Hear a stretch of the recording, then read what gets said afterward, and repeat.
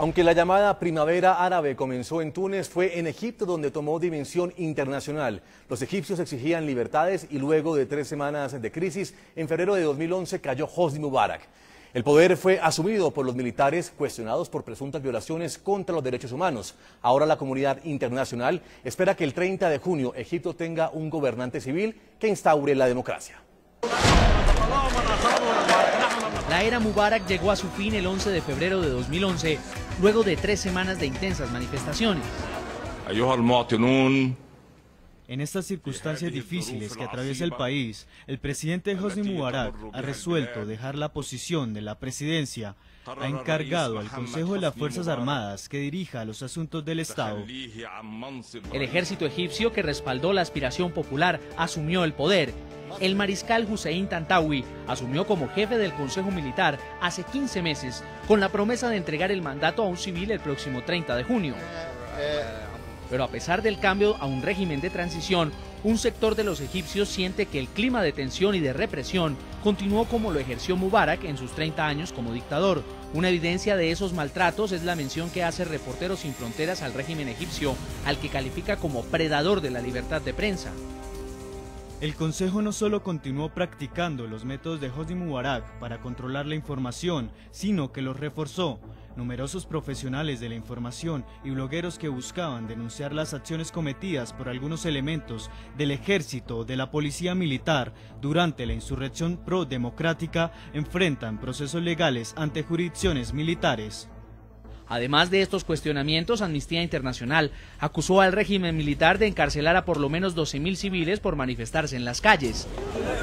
Según la ONG, las detenciones y agresiones contra los manifestantes nunca fueron castigadas por los gobernantes militares y las torturas, que se pensaban abolidas con la caída de Mubarak, siguen siendo un método de persuasión contra los disidentes.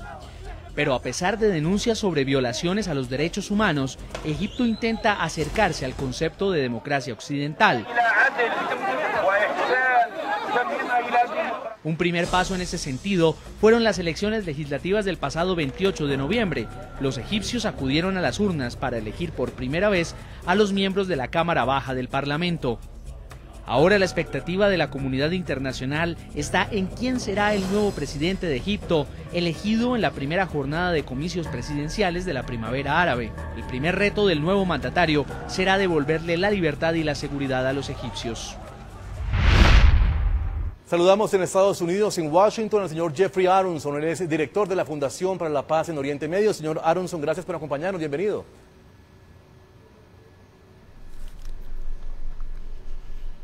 My pleasure. Es un placer. Señor Aronson, le pregunto cuál es su opinión después de este ejercicio democrático en Egipto, un país que hace por lo menos 30 años no conocía nada de elecciones, que nunca se había oído hablar de democracia, de elegir por voto popular a una persona que tuviera ideales en común y que hoy el islamismo con el laicismo se disputan esta primera magistratura en Egipto.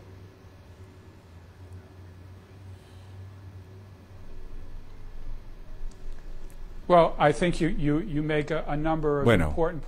hay algunos puntos importantes. El primero,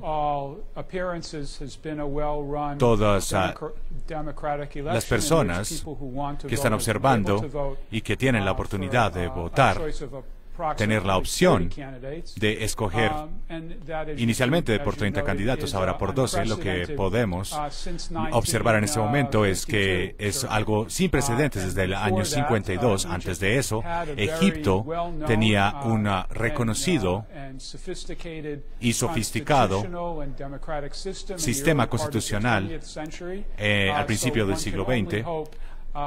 Así que esto es muy importante porque es el comienzo de una nueva era. Es un cambio en la página contra el autoritarismo y sobre las dictaduras. Habiendo dicho esto, todavía vemos que estamos en el comienzo de una reconstrucción de la sociedad egipcia y dentro de líneas democráticas. Estamos hablando de que esta nueva etapa debe asegurar el éxito y el balance de un país democrático. O sea, así que esperamos que solo sea el principio de una vía difícil pero exitosa. Si lo que pasa en el ejercicio para buscar presidente en este país sucede igual a lo que pasó en la legislativa donde gana el Islam, le pregunto si un presidente de estas características puede poner en peligro el vecindario. Y le hablo directamente de las relaciones con Israel.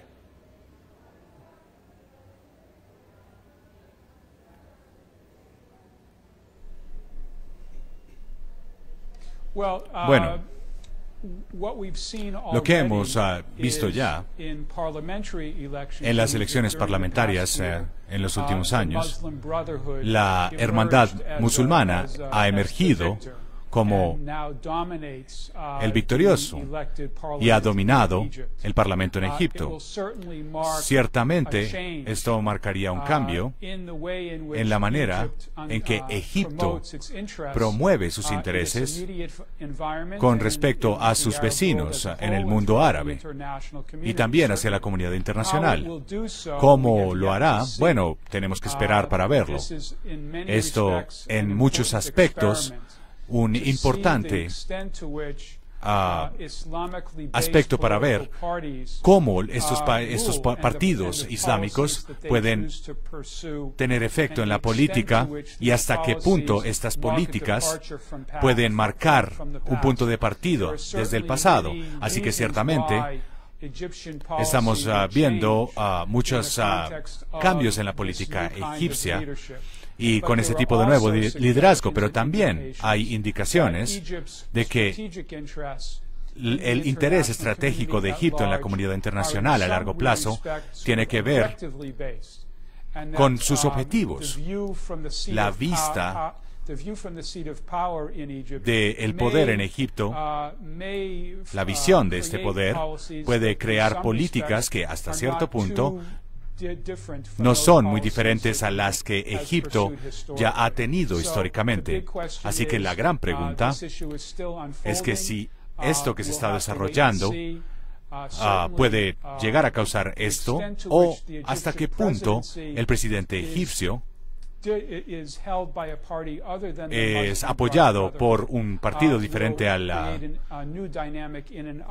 hermandad musulmana y crear una unidad. En este momento estamos navegando en aguas desconocidas. Usted y yo podemos tener un voto muy similar, pero tenemos que ver cómo evolucionan las cosas. Nuevamente, desde el Cairo, en Egipto, señor Sharif Edman, le pregunto cuál ha sido la reacción, usted como portavoz de una organización de derechos humanos, cuál ha sido la reacción de los ciudadanos al ejercer ese derecho democrático para escoger un nuevo líder en su país. ¿Cómo han reaccionado personas que nunca en la vida conocían lo que era el ejercicio democrático de elegir un presidente de la República? Bueno, de acuerdo a nuestra experiencia, muchas personas, la mayoría de los egipcios, que no pertenecen al Partido Nacional Democrático, que son la mayoría, y a los partidos del antiguo régimen de Mubarak, ellos dicen que todo está muy bien, se sienten muy bien, y están felices de dejar este antiguo régimen. Aquellas personas que estaban muy ansiosas por participar en este ejercicio político y elegir a su presidente, muchas personas están inspiradas por estos pasos que empezaron con la elección del Parlamento, y que está formado en su mayoría por islamistas. Las personas están muy felices por las decisiones que se han tomado para poder elegir a sus gobernantes. Han pasado muchos años bajo ese régimen de Mubarak, y incluso muchos años más, 60 años bajo un régimen. Desde la revolución del 55 hasta ahora. Así que muchas personas han estado bajo la opresión de un sistema en Egipto y las personas están muy felices, como decía, por poder participar en este ejercicio. Y muchos de los que apoyan a este Partido Nacional Democrático y al partido de Mubarak también tienen que aceptar las decisiones y seguir las votaciones. Permítame, señor Edman, quiero preguntarle al profesor Rafat, si existe o usted percibe ese ambiente de tranquilidad en ese momento de cambio tan importante en Egipto. O sea, yo de verdad no estoy del todo de acuerdo con el señor Edman. Quisiera saber en qué clase de Egipto está viviendo, porque desde noviembre hasta el día de hoy siguen habiendo manifestaciones en la Plaza de la Liberación, la Plaza Tahrir, siguen habiendo manifestaciones en Ismail, siguen habiendo manifestaciones en Alejandría que están reclamando, es decir, el simple hecho de que el gobierno de transición reprima a los revolucionarios de la primavera egipcia es un buen indicativo de que el gobierno de transición no ha logrado ningún cambio. Sigue habiendo represión, no hay ninguna manifestación sincera en contra de los gobiernos, no es posible manifestarse pacíficamente. Y por otra parte, si bien es cierto que la hermandad musulmana y los demás grupos islamistas llegaron a dominar en el Parlamento, eso tampoco es un buen indicativo de que se vaya a lograr que el islamismo llegue al Ejecutivo. Hay escisión entre el islamismo y tampoco es seguro que el laicismo y el liberalismo vayan a tomarse el poder. Pero básicamente los votantes, a diferencia de lo que dice el señor Edman, están votando por seguridad, estabilidad política y estabilidad económica, pero básicamente no están votando por el cambio revolucionario, que es lo que exigen los jóvenes de la primavera egipcia. Entonces, en este momento la transición no ha cumplido, el gobierno de transición no ha cumplido con lo que se ha pedido desde febrero del año pasado en Egipto. En Washington, señor Jeffrey Aronson, le pregunto si usted cree que ese gobierno de transición le cumplió a la revolución de la primavera árabe, le cumplió a los deseos de un cambio de gobierno y por lo menos no traicionó ese espíritu de la primavera árabe.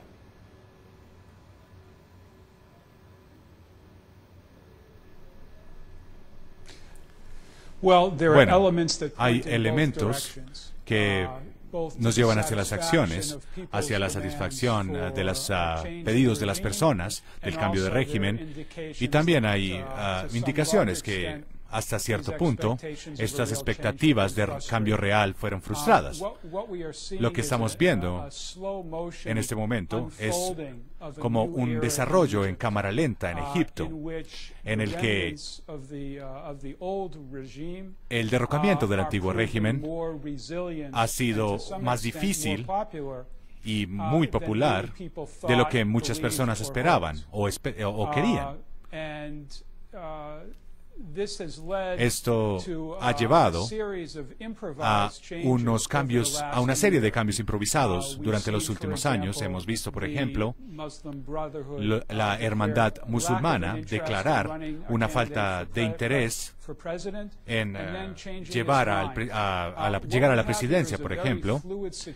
Hemos también visto diferentes situaciones en que de un día o en una hora a la otra, los principios de esta situación y de las personas que están involucradas no saben lo que está pasando, no saben qué políticas van a perseguir. Creo que en general, yo creo que podemos ver que las personas, por primera vez en más de una generación, están votando en elecciones donde el resultado es desconocido. Y eso es algo absolutamente nuevo de la política egipcia contemporánea, y también es muy importante que se preserve esta política. Creo que hay elementos. Hay un precio por pagar, por ejemplo, por la seguridad en las calles, de parte de las personas, por ejemplo, que tienen diferentes estilos de vida. Hay instituciones del antiguo régimen, particularmente la policía local y civil, que tiene muchas relaciones todavía con el antiguo régimen y no están funcionando apropiadamente. Señor Aronson, hacemos una pausa en la noche de NTN 24. Cuando regresemos seguiremos hablando de esta segunda jornada de elecciones presidenciales en Egipto, la primera en este país, y estamos analizando cuál va a ser el futuro después de conocer quién será el presidente. Ya lo vemos.